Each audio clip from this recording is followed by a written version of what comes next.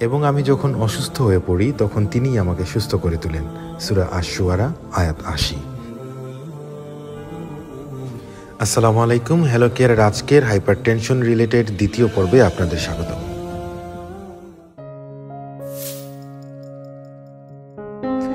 লাল মাংস বা চর্বি জাতীয় খাবার না খেলেও যে ৫ অভ্যাসে বাড়ে হার্ট অ্যাটাকের ঝুঁকি। ঘি, মাখন, চর্বি বা লাল মাংস যদি আপনি নাও খান তবু পড়তে পারেন হার্ট অ্যাটাকের ঝুঁকিতে। সুস্থ থাকতে চাইলে রোজকার খাদ্য তালিকায় কী রাখছেন সেদিকে খেয়াল রাখা জরুরি। হার্ট অ্যাটাকের ঝুঁকি বাড়ায় এমন ৫ অভ্যাসের কথা চলুন জেনে নেওয়া যাক। মিষ্টি খাবার ও মিষ্টি পানীয় খাওয়া। নানা ধরনের মিষ্টি খাবার ও মিষ্টি পানীয় প্রায়ই আমরা খেয়ে থাকি।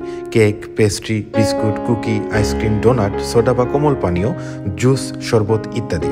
এমন বহু খাবার বা পানীয়ের মাধ্যমে আপনি প্রায়ই বাড়তি চিনি গ্রহণ করতে পারেন। এমন খাবার খেলে হুট করে বাড়ে রক্তের শর্করা। রক্তের এই শর্করা চর্বি হিসাবে আবার দ্রুত জমে যায় দেহে, তাতেই বাড়ে হৃদরোগের ঝুঁকি। তাই এড়িয়ে চলুন এসব খাবার ও পানীয়। মনে রাখবেন, গুড়, মধু, কৃত্রিম চিনি কোনোটিকেই কিন্তু চিনির স্বাস্থ্যকর বিকল্প ভেবে নেওয়া যাবে না। পরিশোধিত খাবার খাওয়া। সাদা চাল, ময়দা, সাদা আটা ইত্যাদি হলো রিফাইন বা পরিশোধিত খাবার। সাদা পাউরুটি, নুডলস, পাস্তা, পিৎজা, ডো সবই তৈরি হয় পরিশোধিত শস্যদানা থেকে। পরিশোধিত খাবার খেলে হুট করে বাড়ে রক্তের শর্করা, বাড়ে হৃদরোগের ঝুঁকি। সুস্থ থাকতে হলে হোল গ্রেন অর্থাৎ গোটা শস্যদানা যেমন লাল চাল, লাল আটা, ওটস, কিনোয়া, বার্লি প্রভৃতি দিয়ে তৈরি খাবার বেছে নিতে পারেন। খাবারে লুকিয়ে থাকা লবণ খেয়াল না করা।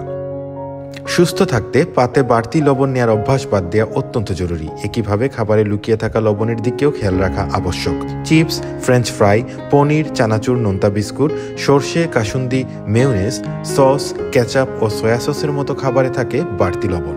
এছাড়া প্রক্রিয়াজাত খাবার যেমন সসেজ, ইনস্ট্যান্ট নুডলস, টিনজাত খাবার বা শুটকিতেও থাকে লোকানো লবণ। এই বাড়তি লবণের কারণে উচ্চ রক্তচাপের ঝুঁকি সৃষ্টি হয়, বাড়ে হৃদরোগের আশঙ্কা। সুস্থ থাকতে এ ধরনের খাবার বা খাদ্য উপকরণ এড়িয়ে চলুন। ধরুন আপনি স্বাস্থ্যকর স্ন্যাক হিসাবে পেয়ারা খাচ্ছেন, তবে তা মাঝখানে লবণ কিংবা কাসুন্দি দিয়ে খাচ্ছেন।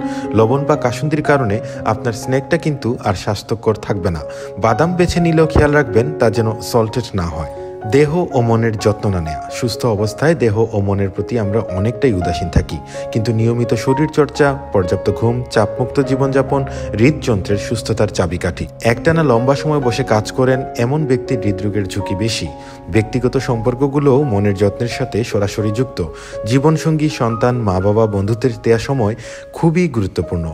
এমন অনেকেই আছেন যিনি জীবনে সব পেয়েছেন, কিন্তু কাছের মানুষদের সঙ্গে দূরত্ব সৃষ্টি হয়, একাকিত্বে ভোগেন। মানসিক চাপ বাড়ার ফলে একাকিত্ব হৃদরোগের ঝুঁকিও বাড়ায়।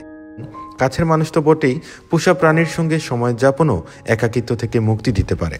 ধূমপান ও মদ্যপান। ধূমপানের কারণে রক্তনালীর স্বাভাবিক নমনীয়তা নষ্ট হয়, ফলে বাড়ে হৃদরোগের ঝুঁকি। ই সিগারেট বা ভেইপে অভ্যস্ত হলেও আপনি পড়বেন হৃদরোগের ঝুঁকিতে। সুস্থ থাকতে তাই ধূমপানের অভ্যাস পরিত্যাগের বিকল্প নেই। মদ্যপানেও বাড়ে উচ্চ রক্তচাপের ঝুঁকি, ফলে বেড়ে যায় হৃদরোগের আশঙ্কা। ডক্টর মোহাম্মদ ইসলামের পক্ষ থেকে সবার জন্য ভালোবাসা এবং শুভেচ্ছা। সুস্থ থাকুন, ভালো থাকুন।